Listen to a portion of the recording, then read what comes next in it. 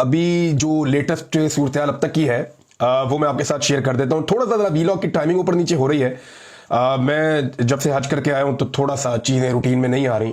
अब मेरी खुद की भी ज़रा थोड़ी सी थकावट भी होती है, बाकी चीज़ें भी हैं, लोग भी मिलने आ रहे हैं। लिहाजा एक दो दिन और आप इंतज़ार कर लें, चीज़ें सारी बिल्कुल टाइमिंग ठीक हो जाएगी हर चीज़ की। अब मैं पहले आपको ये बता देता हूँ कि ईरान ने जब जवाबी हमला किया इसराइल के ऊपर, तो इसराइल या अमेरिका या इसराइल के इत्तेहादी एक्सपेक्ट नहीं कर रहे थे कि इतने बड़े नुकसान के बाद ईरान इस तरीके से अटैक करेगा। अब नुकसान जो हुआ है उसके बारे में मैं आपको बता देता हूं। अब तक की जो इतलात आ रही हैं उसके मुताबिक ईरान ने इसराइल की बहुत सारी बिल्डिंग्स तबाह कर दी हैं, बहुत सारे जो अहम एरियाज हैं उनको टारगेट किया है। इसराइल की जो एक एयरबेस है उसको बहुत बुरी तरह तबाह किया, ईरान की जानिब से किया गया। और साथ ही साथ जो उनकी वजारत दिफा के दफ्तर हैं उनको तबाह कर दिया। यानी जो जिसको पेंटागन कहते हैं आप इसराइल का, जैसे अमेरिका में एक पेंटागन है वैसे इसराइल का अपना तेल अल-वैब के अंदर मरकज है, तो उसे ईरान ने तबाह किया बुरी तरह। उसके मनाजिर जब फिल्माए जा रहे थे और जब स्काई न्यूज का रिपोर्टर वहां पर रिपोर्टिंग कर रहा था तो उसको फिर रिपोर्टिंग के दौरान देखा गया, उसको हटाया गया वहां से कि यहां से हट जाओ, इसको मत फिल्माओ। तो इसराइल ने इंटरनेट भी बंद किया बीच में कुछ देर के लिए ताकि उसकी तबाही कम से कम दिखाई जा सके, लेकिन ये तबाही छुपाई नहीं जा सकती। जब भी किसी शहर में या किसी मुल्क में जाकर मिसाइल गिरते हैं ना, वो फिर तबाही अब छुपा नहीं सकते, आप उसको दुनिया से बचाकर नहीं रख सकते इस जदीद दौर में, क्योंकि कहीं ना कहीं से वीडियोस बन जाती हैं, तस्वीर बन जाती हैं और वो सामने आ जाती हैं। तो अब तक की जो इतला आ रही है उसमें इसराइल का जानी नुकसान तो कम हुआ है, ईरान का जानी नुकसान बहुत ज्यादा हुआ। 70 के करीब लोग उनके शहीद हो गए थे जो पहला हमला था उसमें। उसके बाद लगातार जो है वो इसराइल अटैक करता चला जा रहा है। लेकिन ईरानी अटैक जो इसराइल के ऊपर हुआ है उसमें अब तक की इतला के मुताबिक 80 लोग जख्मी हैं और 5 इसराइली हलाक हुए हैं, जिनमें एक खातून भी है। दूसरी जानिब ईरान का इसमें नुकसान ज्यादा है। अब तक ईरान ने क्या हासिल किया और इसराइल ने क्या हासिल किया इस लड़ाई में, ये कुछ चीजें मैं आपके सामने रख देता हूं। फिर मैंने कुछ बड़े आम फैक्ट्स हैं वो आपके सामने रखने हैं पाकिस्तान को लेकर। नंबर 1, इसराइल ने सबसे पहले जो अटैक किया उसमें उन्होंने पहली चीज साबित की कि उनकी इंटेलिजेंस बहुत बेहतरीन थी और उन्होंने अपनी इंटेलिजेंस के जरिए से ईरान के उन मुकामात पे हिट किया जहां पे उनके अहम लोग मौजूद थे। हालांकि जंग का खतरा था, इन लोगों को महफूज करना चाहिए था, लेकिन जो इसराइली इंटेलिजेंस है उन्होंने अपनी बर्तरी यहां पे दिखाई पहले हमले की बात कर रहा हूं। और दूसरी जो इसराइल ने कामयाबी हासिल की वो ये कि उन्होंने ईरान की जो फौजी क़यादत है, मेन लोग हैं, उन्हें शहीद कर दिया। लेकिन ईरान ने फौरी तौर पर मुतबादिल क़यादत जो है वो खड़ी की और हैरान कुन हद तक वो मजबूत आसाब के साथ सामने आए और इतना बड़ा नुकसान होने के बावजूद वो ऐसे खड़े हुए थे जैसे कुछ हुआ ही नहीं। तीसरा, इसराइल ने ईरान के अहम साइंसदानों को निशाना बनाया। देखिए ये एक ऐसी चीज होती है जिसकी परवाही नहीं हो सकती।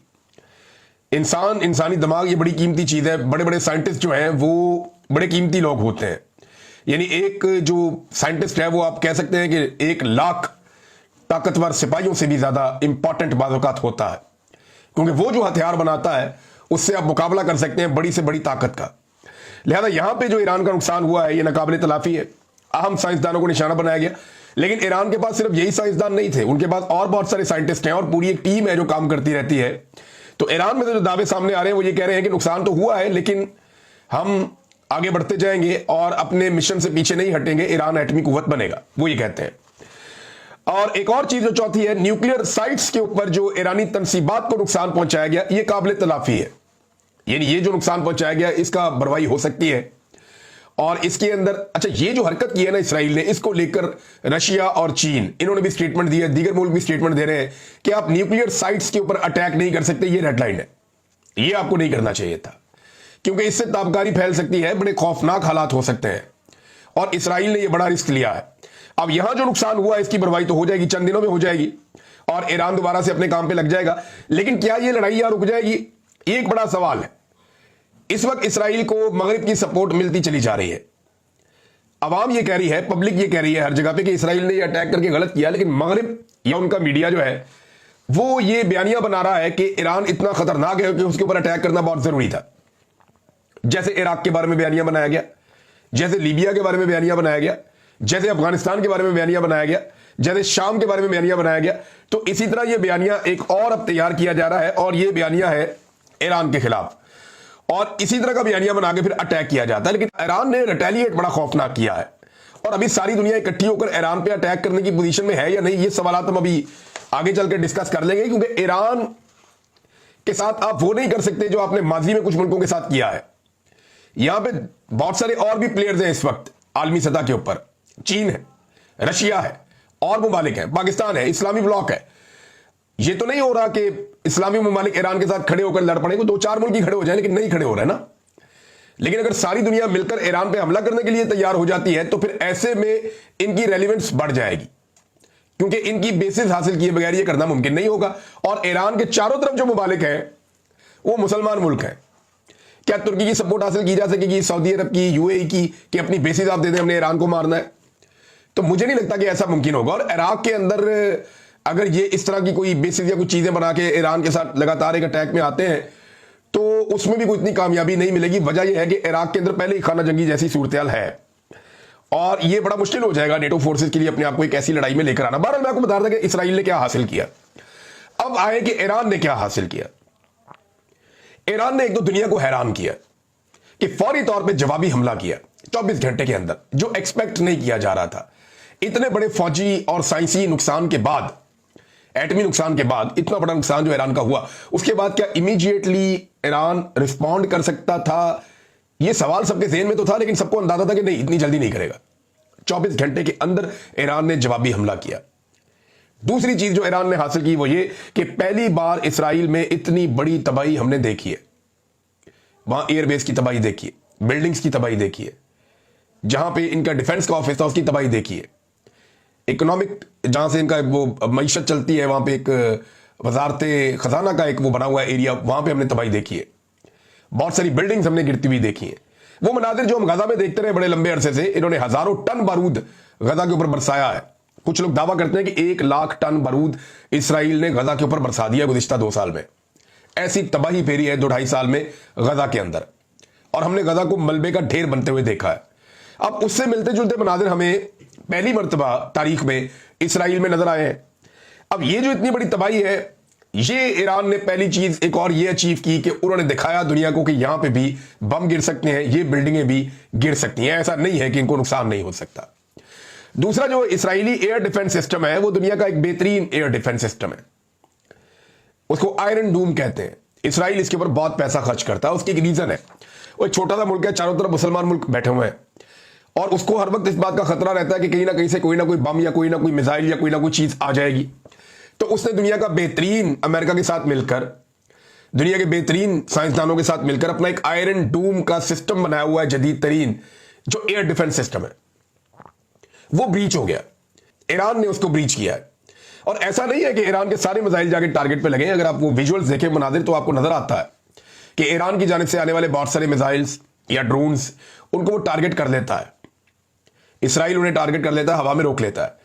लेकिन पहली मर्तबा हम देख रहे हैं कि पहले भी ऐसा हुआ था, लेकिन इतने बड़े पैमाने पर नहीं हुआ था, कि बहुत बड़े पैमाने पर ईरान के मिसाइल से वो आए हैं और आकर हिट किए हैं अपने टारगेट्स के ऊपर। तो एक तो उन्होंने ये मिथ तोड़ दी, ये मिथ उन्होंने तोड़ दी ईरान ने कि इसराइल के शहरों के ऊपर अटैक नहीं हो सकता, या जो आयरन डूम है उसको डिसीव नहीं किया जा सकता, या इसको ब्रीच नहीं किया जा सकता। तो उन्होंने इसको तोड़ा और तोड़ के जाके मारा। अब जो जंग की हिद्दत है, ईरान ने एक और चीज जो हासिल की वो ये कि जंग की हिद्दत को, उसकी शिद्दत को इसराइल तक पहुंचाया है। इससे पहले इस जंग की शिद्दत मुसलमान मुल्कों में रहती थी, या गजा में रहती थी, या ईरान में रहती थी, या लबनान में रहती थी, लेकिन शाम में रहती थी। अब ये जो जंग की शिद्दत है ये पहुंची है इसराइल के शहरों में। तो वहां पे हम मनाजिर देख रहे हैं, उनके लोग बहुत परेशान हैं। एक तरफ मैंने आपको बताया था कि जो ईरानी है वो सेलिब्रेट कर रहे हैं, डिमांड कर रहे हैं कि मजीद अटैक किया जाए, वो कुर्बानी देने के लिए तैयार है। दूसरी तरफ मैंने आपको बताया और दिखाया भी कि जिस तरीके से जो इसराइली शहरी है वो बंकर्स के अंदर जाकर छुप गए हैं, जेर जमीन उनके जो बंकर्स बने हुए हैं वहां पे जाके छुप गए हैं और वहां पे अपने आप को महफूज कर लिया उन्होंने। तो इसीलिए उनका जानी नुकसान भी कम हुआ है। अब नाज़रीन, जो इंटरनेशनल मीडिया है उसको अगर आप देखें तो वो इस तरह दिखा रहे हैं जैसे ईरान ने इसराइल के सिविलियंस के ऊपर अटैक कर दिया। और उसका रीजन एक ये भी है कि जो सिविलियन एरियाज हैं इसराइल में, वो उसके साथ ही उन्होंने अपनी दिफाई तनसीबात भी लगाई हुई, वो बिल्कुल करीब करीब है। तो वो अटैक होगा तो ये तो चीजें होती हैं। ईरान के अंदर भी सिविलियंस की शहादतें हुई हैं। लेकिन मुझे हैरत होती है कि जो आलमी मीडिया है वो छोटी सी खबर चलाता है फलस्तीनी बच्चों की शहादत के ऊपर। हजारों फलस्तीनी बच्चे शहीद कर दिए गए हैं, 50-60 हजार के करीब फलस्तीनी जो है वो शहीद किए गए हालिया इसराइली हमलों में। टनों के हिसाब से बारूद रोजाना की बुनियाद के ऊपर गिराया जा रहा था। गाजा के ऊपर, तो छोटी खबर बनती थी। और आज ये जो है बहुत बड़ी बड़ी खबरें बन रही हैं पूरी दुनिया में। चीन ने नादरीन ओपनली अनाउंस किया है वो खड़ा है साथ ईरान के, और वो इसराइल की मजम्मत कर रहा है। रूस ने भी ईरान के साथ खड़े होने का फैसला किया है। अब पाकिस्तान को भी ईरान के साथ खड़े होना चाहिए। उसके रीजन है, उसकी टेक्निकल रीजन मैं आपको बताता हूं वो क्या। जब इंडिया ने पाकिस्तान के ऊपर अटैक किया ना, तो इसराइल ने पूरी सपोर्ट की थी इंडिया की, और वो एक मरतबा नहीं की, वो हर मरतबा की है। इसराइली वजीर आजम का स्टेटमेंट मैंने आपको कल निकाल कर सुनाया था, जिसमें वो ये कह रहे थे कि हमारे पास मौका था, हमें चाहिए था कि पाकिस्तान को रोक देते कि पाकिस्तान एटमी कुव्वत ना बनता, यानी उस वक्त ये पाकिस्तान पे अटैक करते इंडिया के साथ मिलकर, और ये चीजें थी भी। लेकिन अब आप ये देखें ना, पाकिस्तान सबूतों की बात कर रहा है, पाकिस्तान चीजें दिखा रहा है कि किस तरीके से भारत ने जो हथियार इस्तेमाल किए पाकिस्तान के खिलाफ, उनमें इसराइली हथियार भी इस्तेमाल किए। ये पाकिस्तान की जानिब से दावा भी किया गया था। ये असद कैसर साहब ने इस पे एक स्टेटमेंट भी दिया। उन्होंने कहा जी भारतीय हमले में जो हथियार इस्तेमाल हुए थे वो इसराइली थे, और पाकिस्तान को इस पर संजीदा हिकमत अमली अपनानी होगी। और ये घिनौनी साजिश थी जो मिलकर की थी इन्होंने, भारत ने और इसराइल ने। तो देखें, जब भी भारत पाकिस्तान पे अटैक करता है तो इसराइल करता है ना भारत को सपोर्ट। तो अब ईरान की और इसराइल की लड़ाई है, तो अगर पाकिस्तान ईरान को सपोर्ट करेगा तो इसमें क्या गलत है? कुछ गलत नहीं है। भी जब इसराइल खुलकर भारत को सपोर्ट करता है कि मारो पाकिस्तान को, तो पाकिस्तान ईरान को सपोर्ट क्यों नहीं कर सकता कि मारो इसराइल को? फिर ये तो ऐसे को तैसा है ना, भी जैसी करनी वैसी भरनी। यही तो इंटरनेशनल लॉ है, यही तो यानी ये यूनिवर्सल लॉ है कि आप जो करेंगे वो ये आपके सामने आएगा। इसराइल ने हमेशा भारत को सपोर्ट किया पाकिस्तान को मारने के लिए, तो अब उसी इसराइल के ऊपर जब ईरान अटैक कर रहा है या ईरान और इसराइल की लड़ाई चल रही है, तो पाकिस्तान को भी सपोर्ट करनी चाहिए ईरान को। ये तरीकाकार तो यही है ना। अगर इसराइल समझता है कि पाकिस्तान उसके लिए खतरा है, तो पाकिस्तान को भी ये समझना चाहिए कि इसराइल पाकिस्तान के लिए खतरा है, और हमेशा पाकिस्तान के खिलाफ पाकिस्तान के दुश्मनों की मदद की है इसराइल ने। अब ये मुतालबा पाकिस्तान के अंदर बहुत ज्यादा हो रहा है। लेकिन पाकिस्तान में ना बहुत सारे ऐसे लोग भी हैं जो आज भी इसराइल की तरफदारी कर रहे हैं, यानी खामोशी से कर रहे हैं लेकिन इसराइल की तरफदारी कर रहे हैं। कुछ लोगों ने आवाज उठाई, जैसे कि सेनेटर मुश्ताक साहब हैं, उन्होंने जब ये कहा कि उर्दन को ऐसा नहीं करना चाहिए कि उर्दन इसराइल से आने वाले हथियारों को नहीं रोक रहा अपनी एयर स्पेस में, और ईरान से आने वाले हथियारों को अपनी एयर स्पेस में रोक रहा है, ये ज्यादती है। उन्होंने ज्यादती के खिलाफ आवाज उठाई। तो अहमद कुरैशी साहब हैं एक जर्नलिस्ट, ये पाकिस्तान की मिलिट्री एस्टेब्लिशमेंट के बहुत करीब हैं, और इन्होंने इसराइल का दौरा भी किया था मुबैना तौर पर। तो अहमद कुरैशी साहब जो हैं ये मिलिट्री एस्टेब्लिशमेंट के ना सिर्फ करीब हैं, बल्कि मैं इन्हें अच्छी तरह जानता हूं। हैं तो ये जर्नलिस्ट, लेकिन इनके बारे में दावा है कि ये इसराइल को लेकर के एक अलग नुक्ता नजर रखते हैं, और इनके बारे में ये भी दावा है, और मुबैना तौर पे इन्होंने इसराइल का दौरा भी किया हुआ है। और ये बात अभी जो है वो सेनेटर मुश्ताक साहब ने दोबारा से इनको गिनवाई भी है। मामला ये है नादरीन कि अहमद कुरैशी साहब ये कहते हैं सेनेटर मुश्ताक साहब के गिले पे, आप अंदाजा करें ना किस तरफ चल रही है पाकिस्तान की पॉलिसी। ये वो लोग हैं जो फौज के बहुत करीब है या फौजी एस्टेब्लिशमेंट के बहुत करीब है। वो कहते हैं जी कि उर्दन के शाहीनों को सलाम है जो अपनी फिजाओं का दिफा कर रहे हैं। उर्दन के बाद मशरिक वस्ता में कई बेहतरीन एयर फोर्सेज में से एक है उनकी एयर फोर्स। आपके इत्तेहादी खुमैनियों ने 1979 से उर्दन को खाना जंगी में धकेलने की कोशिश की है, जो नाकाम रही है। उर्दन को पूरा हक है कि वो ईरानी मिसाइल और ड्रोन गिराए और खुमैनियों के मंसूबे को नाकाम बनाए। ये जनाब अहमद कुरैशी साहब हैं जो इसराइल का दौरा भी करते हैं। अब आप अंदाजा कर लें पाकिस्तान में ऐसे लोग मौजूद हैं, और बहुत सारे लोग जो है वो इमरान खान को ब्लेम कर रहे हैं। यानी मैं देखता हूं कि ये ज़हनी मरीज बन गए हैं इस वक्त। जितने भी टाउट्स हैं, या टाउट्स के अलावा आप सियासी जमातों के जो करीबी सहाफ़ी हैं पीडीएम के, वो सारे के सारे ज़हनी मरीज बन गए हैं। ना सिर्फ सहाफ़ी बल्कि सियासतदान भी वो उठा के सारा इल्जाम इमरान खान पे लगा रहे हैं, और इस लड़ाई को इमरान खान के खाते में डाल रहे हैं। और वो ये कह रहे हैं कि इमरान खान ने जेल से बैठकर ट्वीट क्यों नहीं किया अभी तक। भाई इमरान खान से मुलाकात करवा दें, ट्वीट आ जाएगा।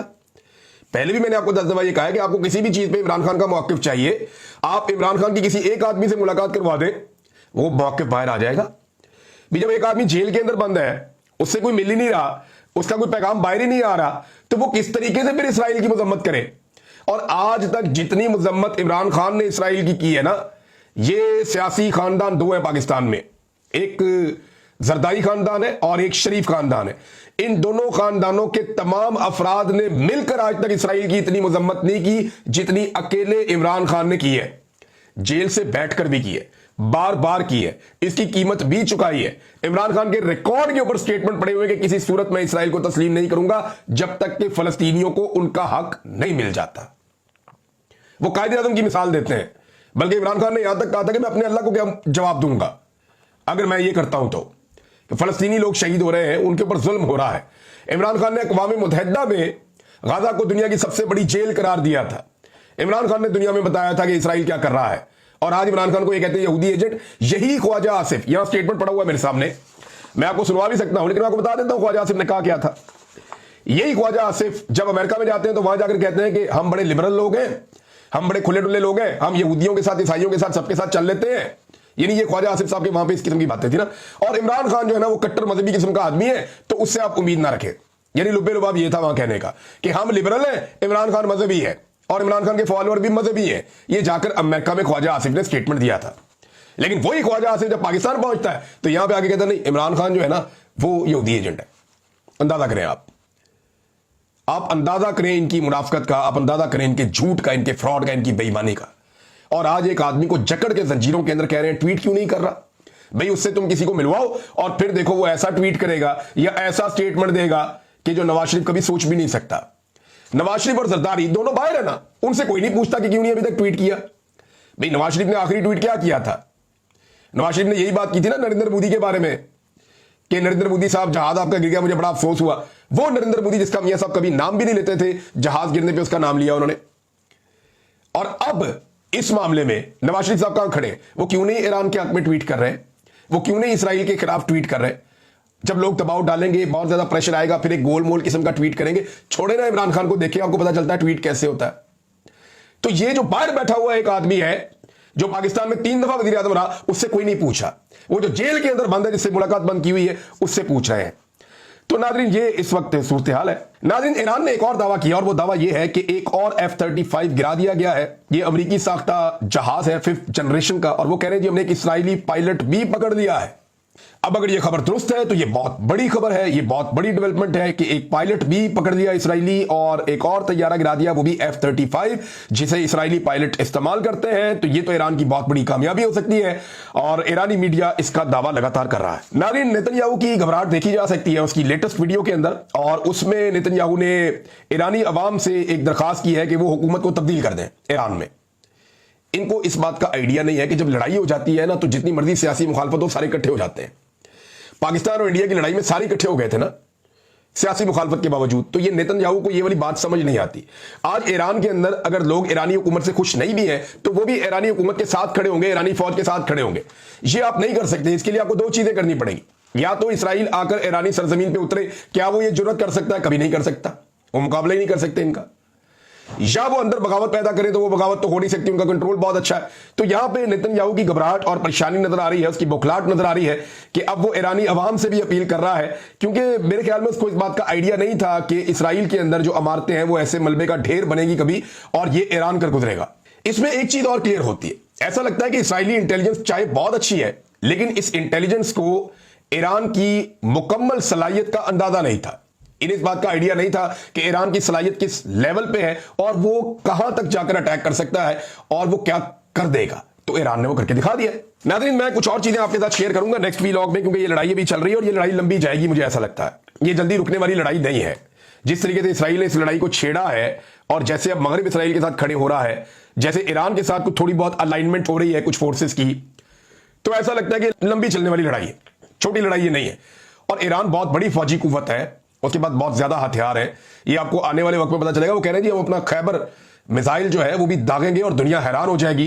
दुनिया को तब पता चलेगा कि हमारे पास कौन सा मिसाइल है और हमारे पास कौन सी टेक्नोलॉजी है। अभी ईरान क्या करता है ये हम देखते हैं, लेकिन आज के दिन एक और बड़ी इंपॉर्टेंट एक्टिविटी अमेरिका में हो रही है। पाकिस्तान के फील्ड मार्शल आसिम मुनीर मौजूद है अमेरिका में। ये अमेरिका के दौरे पर गए हुए हैं और सब पूछ रहे हैं कि दौरे का मकसद क्या है, वजह क्या है। इसके बारे में कुछ भी नहीं बताया गया, लेकिन ये अमेरिका के दौरे पर गए हैं और वहां जो ओवरसीज पाकिस्तानी है वो बहुत बड़े पैमाने पर निकलकर उनके खिलाफ एहतजाज कर रहे हैं। और वो ये कह रहे हैं कि इन्होंने पाकिस्तान में एक डिक्टेटरशिप कायम की हुई है। पाकिस्तान के अंदर जुल्म, जबर, फस्तायत, इंसानी हकूक की खिलाफ वर्जियां, आजादी इज़हार राय पर पाबंदी है। पाकिस्तान में अदलिया को यरगमाल बना लिया गया है, पार्लिमान को यरगमाल बना लिया गया है, पाकिस्तान का मीडिया जो है उसे कैद कर दिया गया है, जबरी तौर पर इंसानों को गुमशुदा किया जा रहा है। और सारी चीजों के लिए वो पाकिस्तान की मिलिट्री एस्टेब्लिशमेंट को जिम्मेदार समझते हैं। और अब जनरल आसिम मुनीर के खिलाफ अमेरिका में एक बड़े एहतजाज का उन्होंने प्लान किया हुआ।